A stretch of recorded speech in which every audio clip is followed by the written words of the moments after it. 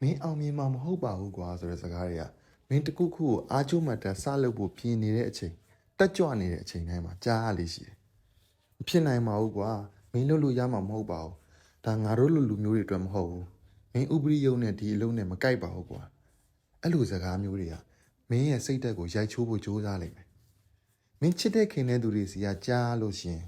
မင်းလဲကြပြီးဘယ်တော့မှပြန်မထနိုင်တော့တဲ့အထိပြိုလဲသွားနိုင်တယ်ဒါပေမဲ့နောက်ဆုံးရွေးချယ်ဆုံးဖြတ်ပိုင်ခွင့်ကမင်းလက်ထဲမှာပဲရှိတယ်မင်းဖြစ်နိုင်ပါဘူးကွာဆိုတဲ့စကားကို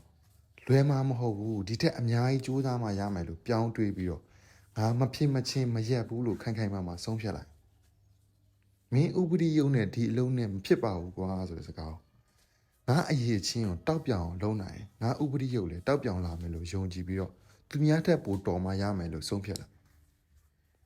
မင်းလက်လျှော့လိုက်ပါလို့ပြောလိုက်အရှုံးပေးတာအကျင့်ပါတယ်ငါနိုင်မှပွဲပြီးမှဆိုတဲ့စိတ်နဲ့နှစ်ဆပူကြိုးစားဖို့ဆုံးဖြတ်လိုက်သူများတွေတောင်မဖြစ်နိုင်လို့မလုပ်တော့ဘူးကွာလို့ပြောလိုက်